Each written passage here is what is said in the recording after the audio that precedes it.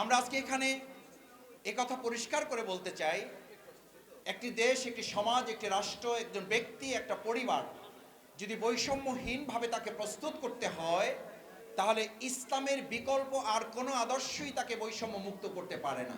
আজকের এই সংবর্ধনা প্রোগ্রামের সম্মানিত প্রধান অতিথি, গণপ্রজাতন্ত্রী বাংলাদেশ সরকারের মাননীয় ধর্ম বিষয়ক উপদেষ্টা, আমাদের অত্যন্ত শ্রদ্ধাভাজন, নিরলস পরিশ্রম করে যাচ্ছেন জনাব ডক্টর আফামা খালিদ হোসেন, প্রোগ্রামের সম্মানিত বিশেষ অতিথিবৃন্দ এবং আজকের এই প্রোগ্রামের সম্মানিত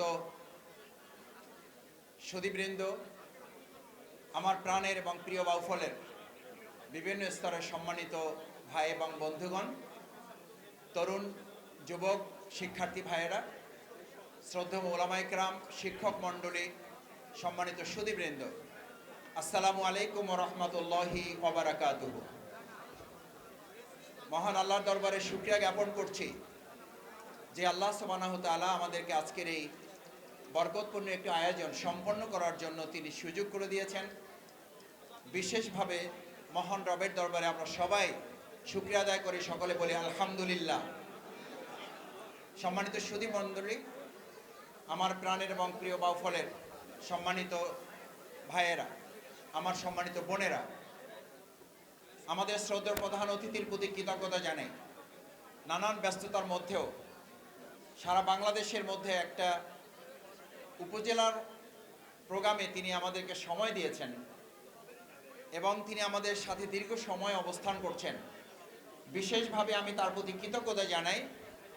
আমাদের সম্মানিত শহীদ পরিবার, সম্মানিত গুণীজনের পাশাপাশি আমাদের প্রাণপ্রিয় কৃতি শিক্ষার্থীদের হাতে দাঁড়িয়ে থেকে দীর্ঘ সময় তাদের হাতে ক্রেস্ট, কিছু সামান্য উপহার এবং তাদের জন্য আমরা যে একটা সনদপত্র দিয়েছি, তিনি তা তুলে দিয়ে আমাদেরকে যে কৃতজ্ঞ করেছেন, আমাদেরকে অনুপ্রাণিত করেছেন, আমাদের প্রিয় বাউফলকে উৎসাহিত করেছেন, আমাদের শিক্ষার্থী ছাত্রছাত্রীদেরকে যে তিনি অনুপ্রেরণা জুগিয়েছেন, সেজন্য আমি আমাদের আজকের অনুষ্ঠানের শ্রদ্ধাভাজন প্রধান অতিথির প্রতি বাউফলবাসীর পক্ষ থেকে আন্তরিক ধন্যবাদ এবং কৃতজ্ঞতা জানাই। মহান আল্লাহ তাআলা তাকে বরকতপূর্ণ হায়াত যেন দান করেন, আমরা সকলে বলে আমিন। সম্মানিত সুধী মণ্ডলী, প্রধান অতিথি এখনই কথা বলবেন। আমি আপনাদের কাছে শুধু একটা অনুরোধ করতে চাই।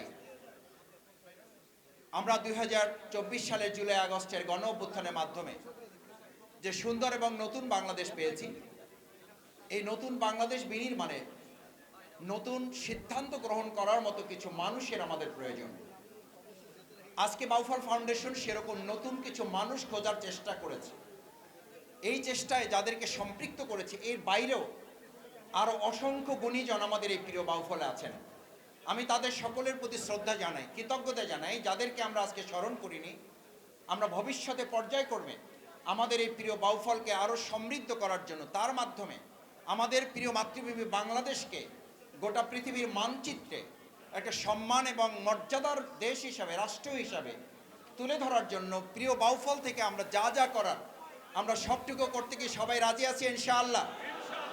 সবাইকে আমরা রাজি আছি ইনশাআল্লাহ।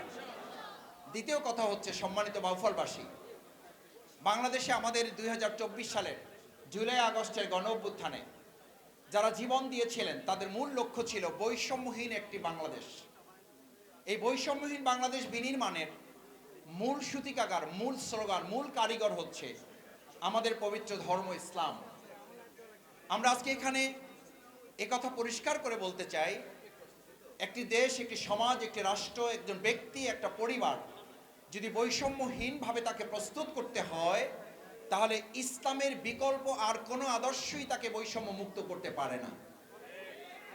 আমরা এখানে আশা করব আমাদের এই প্রিয় মাতৃভূমি বাংলাদেশ, বাংলাদেশের আজকের যে শিক্ষার আলো ছড়িয়েছে, আমাদের গুণীজনরা যে তাদের গুণী কৃতকর্ম ছড়িয়েছেন, এর প্রত্যেকটির পিছনে আমাদেরকে উৎসাহিত করেছে, অনুপ্রাণিত করেছে একটি আদর্শ, একটি আইডিওলজি। আজকে আমাদের প্রিয় মাতৃভূমি বাংলাদেশে 5 ধরনের আইডিওলজি আছে, চ্যালেঞ্জ আছে। আমাদের আর্মস পাওয়ারের চ্যালেঞ্জ আছে, অবৈধ ফাইন্যান্স পাওয়ারের চ্যালেঞ্জ আছে, কালচারাল পাওয়ারের চ্যালেঞ্জ আছে, মিডিয়া পাওয়ারের চ্যালেঞ্জ আছে।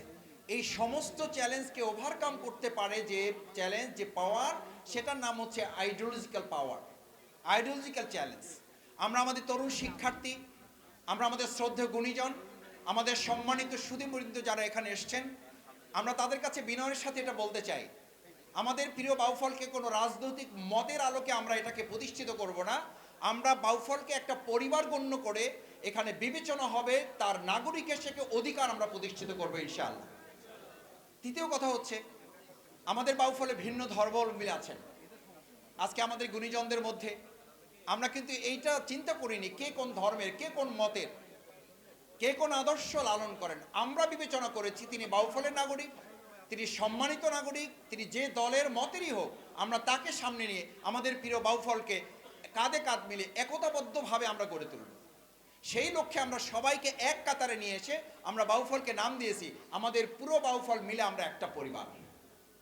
আজ এখানে শুধুমাত্র কোনো একটা দলের লোকদেরকে আমরা আমন্ত্রণ জানাইনি, অথবা কোনো একটা দলের বা মতের অনুসারীদেরকে এখানে আসা যায়নি। এখানে আপনারা চেহারা দেখলে বুঝতে পারবেন সকল দলের মতের শ্রেণীর পেশার মানুষের এখানে এসছেন। তবে হ্যাঁ, এটা ঠিক, যারা দেশকে ভালোবাসেন না, যারা সততাকে পছন্দ করেন না, যারা আমাদের দেশকে লালন করেন না, দেশের স্বাধীনতার সার্বভৌমত্বকে লালন করেন না, সেই সমস্ত লোকরা দাওয়াত করলেও সম্ভবত, অথবা দাওয়াত পেলেও সম্ভবত নৈতিক দুর্বলতার কারণে এখানে আসার তারা সাহস করেন নাই। কারণ তারা জানেন এই জায়গাটা হচ্ছে ভালো মানুষের মিলন মেলা। এই ভালো মানুষের মিলন মেলার মধ্যে তিনি তার ভালো মানুষত্বকে উপস্থাপন করে এখানে তিনি হাজির হওয়ার যে চেষ্টা, সেই চেষ্টায় হয়তো তিনি অনেকটা পিছিয়ে পড়েছেন।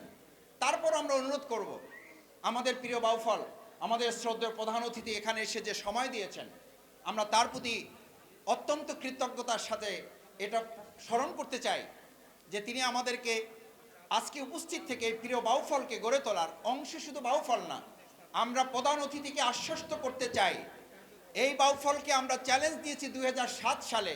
সে সময় পাবলিক ফিল্ডে এরকম একটা কৃতি শিক্ষার্থী সংবর্ধনা আমরা করেছিলাম।